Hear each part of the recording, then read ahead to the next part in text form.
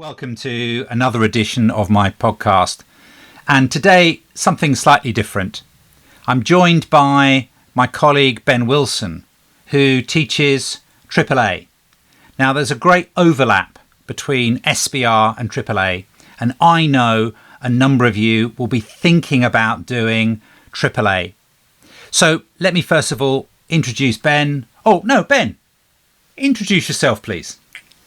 Thanks, Tom. Actually, I'm going to say first of all, Tom and I have recorded lots together on our Accrual World podcast and YouTube channel. Tom always messes up the introduction, always. And we end up doing it 3 or 4 times. That is the first time Tom has nailed the introduction. So, boom, we're off to a great start. So my name's Ben Wilson. I'm the ACCA's expert tutor for auditing. So if you've ever looked at any of the ACCA's free resources they put out there, it's me recording those and producing a lot of that content. And the reason ACCA work with me is because I've got a wealth of experience in practice as an auditor. So I worked at KPMG for 4 or 5 years in London, and I've been teaching auditing for the last 15 years or so, initially at Kaplan and First Intuition, and I now work at FME alongside Tom, where we coach students through in small, sort of personalised, tailored groups to give them the best chance of passing the exam. Well, that's very comprehensive. Thank you, Ben. Isn't audit boring, though? I mean, that's what everyone thinks, isn't it? Don't you find audit boring? I mean, I did when I was doing it. So as a junior auditor, my first couple of years, all I did is like real grunt work where you're agreeing one invoice to another number and ticking. I did a lot of ticking. I was amazing at ticking in red and green and lots of neat referencing. My God, it was dull. That was my first couple of years. Actually, as I moved up and you start managing audits and having a relationship with more senior people at the client and getting a real understanding of the whole business, actually I found it much more interesting. But really, obviously not interesting enough for you to still be pursuing a career in being an auditor, Ben. Let's be honest. You prefer teaching, don't you? You're absolutely right. So I much prefer talking about it rather than doing it. Now, there is satisfaction in auditing, right? You are providing a vital public service. You are allowing users of financial statements to make credible decisions based on the numbers, because you're saying these numbers, you can trust them. You can trust them because me as the auditor, someone independent, has been in and checked that these numbers are materially correct. So there is a kind of public good around it. But look, Ben, you're talking about the job of being an auditor. Yes. I want you to talk about the exam, the AAA audit exam. Do you have to be an auditor in order to do the AAA exam? Absolutely not. So I would say 90 to 95% of my AAA students do not work in practice as an auditor and have never worked in practice as an auditor. And I have a similar thing with SBR, you know. Not everyone is a finance director or a wannabe finance director, because ACCA students come from all backgrounds. Yeah, absolutely. And I think when I have conversations with students about, should I do this paper because I don't work in audit? Well, what we're doing with the audit exam is it's a game, right? You're learning how to play the exam game, and the rules of the game are set by the AAA examiner. And the subject matter is all about auditing, but it's a really practical exam.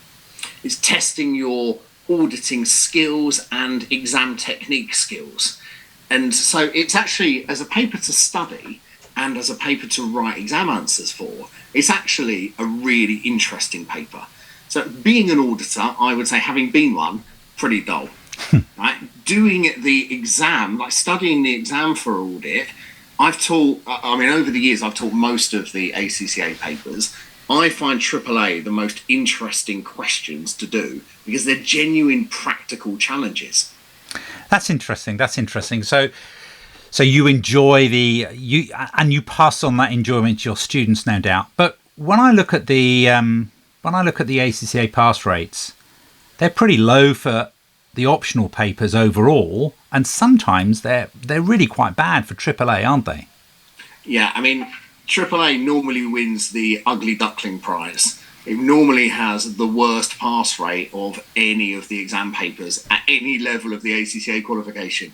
So in June 22, so that's the most recent exam sitting, as we're recording this podcast, the pass rate was 31%. And you think about who's taking that exam, right? It's people who have passed 10, 11, 12 ACCA exams, and then they do AAA. So these people are ACCA exam experts, and yet only 3 out of 10 of them pass. So that might put you off, right? If you are a student thinking, should I pick this paper? You might look at it and go, the pass rate is dreadful. I'm not touching that one. And what I'd encourage you to do is, well, I'll explain to you why the pass rate is so low. Most students attempt this paper by memorizing the textbook and trying to rote learn previous examiner answers and write what the examiner wrote in previous answers. That does not work at all for this paper. It doesn't. That doesn't work for SBR either. I mean, that's a generic. That's a good, valid, generic point. You and I are on the same page in that regard. Definitely. But there's very few marks. I know in SBR you get marks for demonstrating your technical knowledge. There's technical stuff. There's a lot of technical stuff in SBR. Of a financial reporting standard. Sure. So if you understand the accounting for, I don't know, hedge, some complicated financial instruments, and you demonstrate an understanding, you get marks. In audit, they don't give you any marks for demonstrating your technical knowledge of auditing.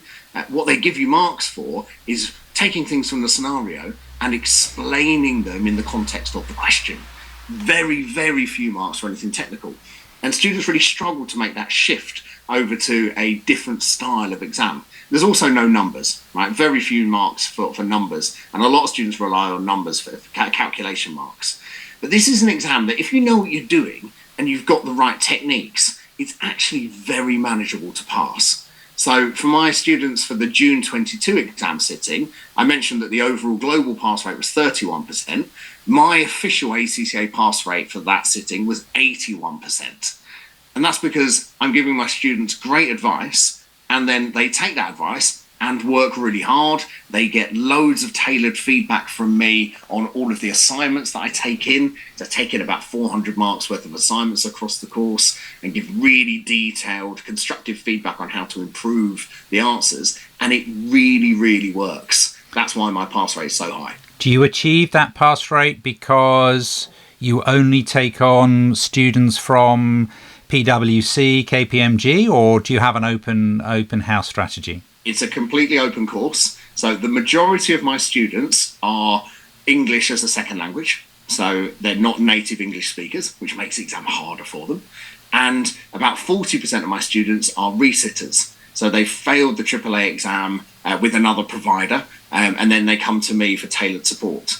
And so I'm not starting with people that you would go, oh, they're going to score 70% in this exam, even if they didn't get any support. You know, most of my students score in the 50s, because they've worked hard and they've had great advice to get them over the line.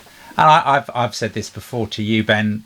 I do get a peculiar satisfaction out of a student who does get marks in the 50s, because I feel we've added the value to get them across the line. It's fantastic when students win prizes and they get marks in the 70s and 80s, but those students would have passed almost if they'd studied independently. But look, I have a 10-minute rule on my podcast, and we're running up against that. Have you got one last closing thought for people thinking about doing AAA? Yeah, timing, right? A big part of the AAA exam, about maybe 10, perhaps even 15 marks across the AAA paper, rely on your financial reporting knowledge. And so if you are thinking about doing AAA, the best time to do it is immediately after SBR, because your financial reporting knowledge from SBR will be as sharp as possible, and you'll need to draw on that for the AAA exam. And I can absolutely echo that sentiment. There is a correlation, there is an overlap between SBR and AAA, because in AAA as I understand it, you're often being asked the accounting implications of stuff you've just studied. So it's a very natural progression on. Thank you very much, Ben. And if you want to know more information about how to pass SBR, about how to pass AAA, then please reach out to me, Tom Clendon, or reach out to me, Ben Wilson. You can find my podcast about AAA. You can find me on YouTube. Just Google ACCA Ben Wilson AAA and you'll find me very easily. Thank you very much. Until next time, everybody, please don't forget to like and subscribe.